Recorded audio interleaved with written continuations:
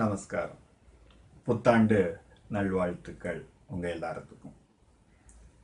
இந்த வருடம் இறையருள்னாலையும் குரு அருள்னாலையும் நம்மளுக்கு எல்லா விதமான வளர்ச்சிகளையும் கொடுத்து முழுமையான ஆரோக்கியம், முழுமையான அறிவு, சந்தோஷம், குடும்ப அமைதி, நல்ல ஒரு வளர்ச்சி, பொருளாதார தன்னிறைவு, இது போன்ற எல்லா விதமான வளங்களும் பெருகி மேம்பட இறைவனை நான் பிரார்த்தனை செய்கிறேன். இந்த புத்தாண்டை பற்றி நம்ம கொஞ்சம் பேசலாம். புத்தாண்டுன்னு சொல்லிட்டோம், இது தமிழ் புத்தாண்டா இல்லை இது தமிழ் புத்தாண்டை மாற்றிட்டாங்க அப்படின்னு சில பேர் சொல்கிறாங்க. சில பேர் இல்லை நான் தமிழ் புத்தாண்டை மீண்டும் பழைய இடத்துக்கே கொண்டு வந்துட்டாங்க அப்படின்னு சொல்கிறாங்க. அப்போது ஆட்சியாளர்கள் மாற்ற தமிழ் புத்தாண்டு மாறிக்கிட்டே இருக்குதா அப்படின்னு பார்த்தா இதில் நிறைய குழப்பங்களை நம்ம பார்க்க வேண்டியிருக்கு. இப்போ தமிழ் புத்தாண்டு அப்படின்றத சொல்லிக்கலாமான்னா, தமிழ் புத்தாண்டுன்னு சொல்லி இதை ஒரு குறிப்பிட்ட வட்டத்துக்குள்ளே, ஒரு மொழி சார்ந்த கலாச்சாரம் சார்ந்த வட்டத்துக்குள்ளே அடைக்கலாமா அப்படிங்கிறதையெல்லாம் நம்ம இன்னைக்கு பேச போகிறோம். ஜோதிட சாஸ்திரத்தை பற்றின ஒரு அடிப்படை அறிவை தெரிஞ்சுக்கிட்டோம்னா தான் நம்ம இந்த புத்தாண்டை பற்றி கொஞ்சம் தெரிஞ்சுக்க முடியும். அப்போது பூமி சூரியனை மையமாக வச்சு சுற்றி வந்துக்கிட்டு இருக்கிறார். இப்போ நம்ம ஒரு பெரிய வாகனத்தில் பஸ்ஸில் போகிறோம் அப்படின்னு எடுத்துக்கிட்டோம்னா, பஸ்ஸில் போயிட்டு இருக்கும்போது ஹைவேஸில் பார்த்தீங்கன்னா பெரிய பெரிய மலைகள், கட்டடங்கள் இதெல்லாம் வரும். அந்த பெரிய பெரிய கட்டடங்கள், மலைகள் எல்லாத்தையும் நம்மளை தாண்டி விரைவாக அது பின்னோக்கி போகிற மாதிரி இருக்கும். முக்கியமாக சொல்ல போனால் உண்மையில் அதெல்லாம் பின்னாடி போகிறதில்ல, அது அங்கேயே நிலையாக தான் இருக்குது. நம்ம முன்னோக்கி போய்கிட்டு இருக்கிறதுனால அதெல்லாம் பின்னோக்கி போகிற மாதிரி இருக்கும். அது மாதிரி இந்த ஜோதிட சாஸ்திரத்தில் நம்ம பூமிங்கிற வாகனத்தில் உட்காந்துக்கிட்டு இருக்கிறோம். அப்போ நிலையாக இருக்கக்கூடிய சூரியன் நம்மளை சுற்றி வர மாதிரி தெரியும். ஏன்னா நம்ம சுற்றிக்கிட்டு இருக்கோங்கிறது நம்ம அந்த பூமி பந்து மேலே உட்காந்துருக்கிறதுனால சரியாக நம்மளால் கணிக்க முடியாது. அப்போ அந்த காலத்தில் இருக்கிற பெரியவங்க ரொம்ப தெளிவாக இதை உணர்ந்து சூரியன் பூமியை சுற்றி வர மாதிரி காலகணிதத்தை நிர்ணயம் பண்ணாங்க. அப்போ பூமியை மையமாக வச்சு தான் ஜோதிட கோட்பாடுகள் செயல்படும். ஏன்னா பூமி மேலே நம்ம உட்காந்துருக்கிறோம், நம்மளை சுற்றி எல்லாம் நகர்றதா நம்ம சொல்லலாம்.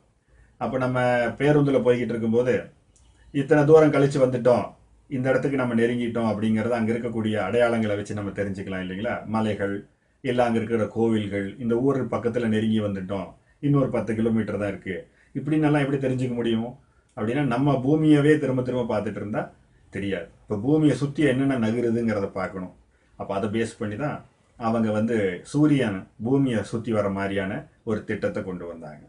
சூரியன் நம்ம ராசி கட்டத்தை 360 டிகிரிங்கிற ராசி கட்டத்தை ஒரு நாளைக்கு 1 டிகிரின்னு நகர்ந்து வரார். அது சராசரியான 1 டிகிரி. சில நேரத்தில் 1 டிகிரிக்கு கூடயும் போவார், 1 டிகிரிக்கு கம்மியாகவும் போவார். அப்படி சுற்றி வந்துக்கிட்டு இருக்கும்போது அவர் மேஷம் முதல் கடைசியாக இருக்கிற மீன ராசி வரைக்கும் அவர் 12 ராசிகளில் சுற்றி வர்றார். அப்போ ஒரு நாளைக்கு 1 டிகிரி வீதம் அவர் போகும்போது ஒரு ராசி கட்டம் 30 டிகிரிங்கிற வீதம் நகர்றார். அப்போ அந்த ராசி மண்டலத்தை அவர் நகர்த்தும் போது ஒரு நாளைக்கு 1 டிகிரி நகர்ந்து அவர் ஒரு மாதத்தை முடிச்சிடுவார், அடுத்த மாதத்துக்கு போவார், இப்படியே வருவார். அப்போ வரும்போது அந்த ஒவ்வொரு மாதங்களையும் நாம் சித்திரை வைகாசின்னு சொல்லி நம்ம மாதங்களாக பிரிச்சிருக்கிறோம். அப்போ இந்த சூரியன் ஒரு முழு வட்டத்தை அடைஞ்சு மீண்டும் மேஷ ராசியோடைய 0 டிகிரிக்கு அவர் உள்ள நுழைஞ்சாருன்னா அதைத்தான் நம்ம புத்தாண்டாக கொண்டாடுறோம். அப்போ நம்ம கொண்டாடக்கூடிய புத்தாண்டு முழுமையான அறிவியல் சார்ந்த புத்தாண்டு. இப்போ நம்ம ஆங்கில கேலண்டர்னு சொல்லக்கூடிய கிரிகேரியன் கேலண்டர் எடுத்துக்கிட்டோம்னா அதில் எந்த விதமான அறிவியல் பின்புலமும் கிடையாது. முக்கியமாக பார்த்தீங்கன்னா முதல்ல ஒரு 10 மாதங்கள் தான் அவங்க வச்சுருந்தாங்க. ஒரு 550 வருஷங்களுக்கு முன்னாடியெல்லாம் அவங்க கையில் இருந்தது 10 மாதம் தான் ஒரு வருஷத்துக்கு. ஏன்னா நம்ம ஆட்களுக்கு எப்போவுமே எண்ணிக்கையில் பார்த்தீங்கன்னா கையில் 10 விரல் தானே இருக்குது. அப்போ 10 விரல் இருந்துச்சுன்னா எல்லாமே பத்தின் அடிப்படையில் தான் எண்ணுவோம். இப்போவும் கூட பணத்தையெல்லாம் நம்ம பத்தின் அடிப்படையில் தானே 10, 100, 1000, 10,000 எண்ணிக்கிட்டு இருக்கிறோம் இல்லையா. அந்த மாதிரி அந்த காலத்தில் மாதத்தையே 10 எண்ணிக்கையில் எண்ணிட்டாங்க. 10 மாதம் தான் ஒரு வருஷத்துக்கு அப்படின்னு சொல்லி அதுக்கு அவங்க காலக்கணிதம் பண்ணிக்கிட்டு இருந்தாங்க. அப்போ அதை தான் கிரிகேரியன் கேலண்டர்னு சொல்கிறாங்க. அந்த கிரிகேரியன் கேலண்டரில் அந்த ஜூலியர் சீசருடைய காலகட்டத்தில் என்ன செஞ்சாங்கன்னா, இந்த மாதிரி 12 மாதங்கள் இருந்தால் தான் ஒரு வருடத்தை கணக்கிட முடியும் அப்படிங்கிறத முடிவு செஞ்சுக்கிட்டு ஒரு 12 மாதங்கள் சேர்க்கணும், 2 மாதம் சேர்த்திட்டோம்னா 10 மாதத்தில் சரியாயிடும்னு சொல்லி ஜூலியர் சீசர் பேரில் ஜூலைன்னு ஒரு மாதத்தையும் அவருடைய வழித்தோன்றலாக இருக்கக்கூடிய அகஸ்டியஸுங்கிறவருடைய பேரில் ஆகஸ்ட்டுங்கிற மாதத்தையும் சேர்த்தாங்க. இதை நடுவில் நுழைச்சாங்க. நடுவில் நுழைச்சும் போது தான் பார்த்தீங்கன்னா செப்டா, ஆக்டா, நவா, டெக்கா அப்படின்னா 10, 7, 8, 9, 10 மாதங்கள்னு அர்த்தம். அப்போ இன்னும் டெக்கான்னு சொல்லக்கூடிய 10வது மாதம் டிசம்பர்னு நம்ம இன்னும் செலிப்ரேட் பண்ணிட்டு இருக்கோம். இதை முடிஞ்சு 10வது மாதம் முடிஞ்சு வரக்கூடிய ஜனவரி 1ஆம் தேதிங்கிறத நம்ம வந்து புத்தாண்டுன்னு சொல்லி ஆங்கில புத்தாண்டுன்னு எல்லாம் சொல்லிட்டு இருக்கோம். ஆங்கிலேயர்கள் அந்த கேலண்டரை ஃபாலோ பண்ணனால அது வந்து ஆங்கில புத்தாண்டுன்னு சொல்றோம். உண்மையில சொல்ல போனா அது வந்து ஐரோப்பியர்களுடைய புத்தாண்டு. இப்போ நம்மளுடைய புத்தாண்டு எப்படி அப்படின்னு பார்த்தா, சூரியன் அந்த ராசி மண்டலத்துல முதல் ராசிக்குள்ள 0 டிகிரிக்குள்ள என்டர் ஆகக்கூடிய அந்த நாளை தான் நம்ம புத்தாண்டா கொண்டாடுறோம். அந்த நுணுக்கமான அறிவியல் கோட்பாடு ஜனவரி 1க்கு இருக்குதா அப்படி பார்த்தா இல்லை. அந்த கேலண்டரே 365 நாள் இல்லாம அது எப்படிப்பட்ட கேலண்டர்னு கேட்டிங்கன்னா, அந்த ராஜாக்கள் அரசு சார்ந்தவங்க அதை வந்து பயன்படுத்தின ஒரு கேலண்டராக தான் இருந்துச்சு. அது அவங்க காலக்கணிதத்துக்கு சமமாக இருந்துச்சு. பட் அது வந்து விஞ்ஞானபூர்வமான மெய்ஞானபூர்வமான சூரிய மண்டலத்தை சார்ந்த ஒரு புத்தாண்டான்னு கேட்டால் இல்லை. இப்போ ஆண்டு கணக்கில் நம்மளுடைய ஆண்டு கணக்கு விஞ்ஞானத்தையும் தாண்டி ஒரு மெய்ஞான ரீதியாக இருக்குதுங்கிறத நம்ம புரிஞ்சுக்கலாம். இப்போ சில பேர் சொல்கிறாங்க, இல்லையே தமிழ் வருடங்கள் 60ன்னு சொல்லி நம்மெல்லாம் கொண்டாடுறோம்.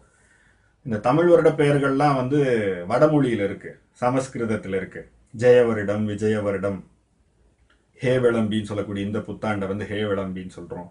இதெல்லாம் வந்து வடமொழியில் இருக்கு. இது தமிழ் புத்தாண்டு நம்ம சொல்ல முடியாது. இது வந்து அவங்க வந்து திணிச்சிட்டாங்க, இவங்க வந்து திணிச்சிட்டாங்கன்னு எல்லாம் கூப்பாடா இருக்கு. அப்போ இடைக்கடார்னு ஒரு சித்தர் இருந்தார்.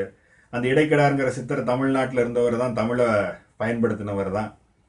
அவர் வந்து இந்த கொங்கண சித்தர்னு சொல்லக்கூடியவருடைய சிஷ்யர்னு சொல்றாங்க. அவர் வந்து தாண்டவ கோணையனெல்லாம் நிறைய சித்தர் பாடல் பாடியிருக்காரு. அவர் 60 வருஷத்தை பற்றி சொல்லியிருக்கிறாரு, அதுக்கெல்லாம் செய்யுள் போட்டிருக்கிறாரு. அப்போ அவருக்கு வடமொழி பற்றி எல்லாம் வந்து அக்கறை இல்லையா, இல்லை அவர் தமிழ் கிடையாதாங்கிறத நம்ம யோசிக்கணும். அதனால் காலக்கணிதம்ங்கிறது 60 தமிழ் வருடங்கள் இருக்கு. நம்ம சுவாமிமலை முருகன் கோயிலில் போய் பார்த்தீங்கன்னாலும் கூட நம்ம வந்து 60 படிக்கட்டுகள் அங்கே இருக்கும், 60 ஆண்டுகளை குறிக்கிறதுனால. ஸோ இதெல்லாமே வந்து ஒரு அடிப்படையான ஒரு காலக்கணிதம். அதுக்கு நீங்கள் தமிழ் பெயர் வச்சுக்கலாம், வடமொழி பெயர் வச்சுக்கலாம். இப்போ இருக்கக்கூடிய நவீன யுகத்தில் நீங்கள் வந்து ஆங்கிலத்தில் கூட பெயர் வச்சுக்கலாம். ஆக இந்த காலக்கணிதங்கள் மாறப்போறதில்லை.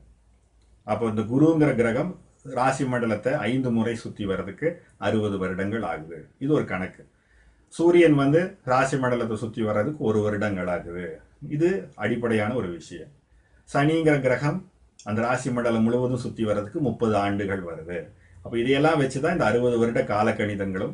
அந்த 60 வருடத்துக்கு ஒருக்கா சூரியன், சனி, குருங்கிற இந்த 3 கிரகங்களுடைய ஒருங்கிணைப்பு ஒன்று போல இருக்கிறதுனால அதை பேஸ் பண்ணி தான் நம்ம வந்து 60 வருட காலக்கணிதத்தை நம்ம கலாச்சாரத்தில் வச்சுருக்காங்க.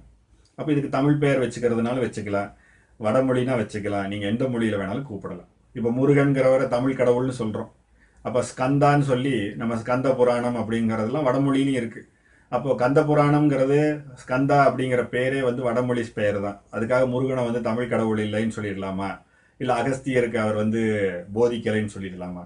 மொழி பிரச்சனையோ உங்களுடைய ஆரிய திராவிட பிரச்சனையோ நம்மளுடைய சாஸ்திரத்துக்குள்ளே கொண்டு வரக்கூடாது. சூரியன் நீங்கள் தமிழராக இருந்தாலும், நீங்கள் வேற மொழி, வேற மதம், வேற ஜாதி, எப்படிப்பட்டவராக இருந்தாலும், நீங்கள் வெறுமனாலும் விரும்பலைனாலும் சித்திரை 1ஆம் தேதி மேஷ ராசியில் 0 டிகிரிக்குள்ளே அவர் வந்துடுவார். அப்போ அந்த முதல் டிகிரிக்குள்ளே அவர் வர்றதை தான் நம்ம என்ன செய்கிறோம், புத்தாண்டா கொண்டாடுறோம். அதுதான் நமக்கு தேவையானது. புரியுதுங்களா? அப்போ இந்த புத்தாண்டுங்கிறது சூரியன் வந்து மேஷராசிக்குள்ளே நுழையிறதை நம்ம கொண்டாடக்கூடிய இந்த புத்தாண்டுங்கிறது தனி மனிதனுக்காகவோ ஒரு கலாச்சாரமோ ஒரு மொழி சார்ந்தோ அடிப்படையான பிரிவினை கிடையாது. இந்த புத்தாண்டுங்கிறது இந்த சூரிய மண்டலத்துக்கே இது புத்தாண்டா அமையும். இந்த பூமியோடைய அடுத்த நிலை போகக்கூடிய தன்மையை குறிப்பிடக்கூடிய புத்தாண்டா அமையும். அதனால இது பொதுவான புத்தாண்டு. அதனால இந்தியாவில் பல பகுதிகளில், பஞ்சாபில், அசாம்லன்னு கிழக்குலையும் சரி, மேற்குலையும் சரி, தெற்குலையும் சரி, எல்லாரும் இதை புத்தாண்டா கொண்டாடிக்கிட்டு இருக்கோம். கேரளாவில் வந்து விஷுன்னு கொண்டாடுவாங்க. ஆக புத்தாண்டுங்கிறது எல்லாத்துக்கும் ஒரே காரணத்தில் ஏன் ஆரம்பிக்குதுன்னா, சாஸ்திர ரீதியாக எல்லாரும் ஒருங்கிணைஞ்சு ஒரு பக்கமாக இருந்தோம். அவங்க மொழிக்கு ஏற்ற மாதிரி அந்த வருட பெயர்களை வச்சுக்கிட்டாங்க. அப்போ உத்தராயணம், தட்சிணாயணத்தில் வந்து உத்தராயணம் அப்படின்னு ஆரம்பிக்கிற தை மாசத்தை தான் வந்து நம்ம புத்தாண்டா வச்சுக்கலாமா, அதை திருவள்ளுவர் ஆண்டுன்னு சொல்லலாமான்னு தாராளமாக சொல்லிக்கலாம். திருவள்ளுவருக்கு ஒரு ஆண்டு வச்சுக்கோங்க. ஆனால் புத்தாண்டை வந்து நம்ம வேற ஒரு காலகட்டத்தில் நம்ம கொண்டாடக்கூடாது. காரணம் என்னென்னா, நம்ம கலாச்சாரம் எப்பொழுதுமே தனி மனித வழிபாடை ஊக்குவிக்கிறது கிடையாது. திருவள்ளுவர்னு ஒரு தனிநபரை வச்சு நம்ம ஆண்டு கொண்டாட முடியாது.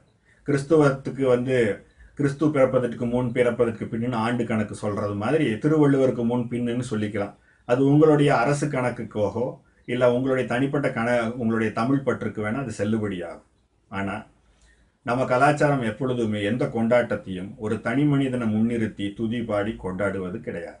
அப்போ சூரியன் மேஷ ராசிக்குள்ள நம்ம நுழையிறத வச்சு நம்ம முழுமையான ஒரு கொண்டாட்டத்தை முதல் ராசிக்குள்ள நுழையிறது ஒரு கொண்டாட்டமாக கொண்டாடக்கூடிய கலாச்சாரமாக இருக்குது. அப்போ அப்படிப்பட்ட ஒரு முழுமையான கேலண்டர் நம்ம வச்சுருக்கிறோம். அந்த கேலண்டர் விஞ்ஞானபூர்வமான கேலண்டராக இருக்குது. சூரியன் என்ன கதியில் போகிறாரோ அந்த கதி தான் என்னுடைய நாள்.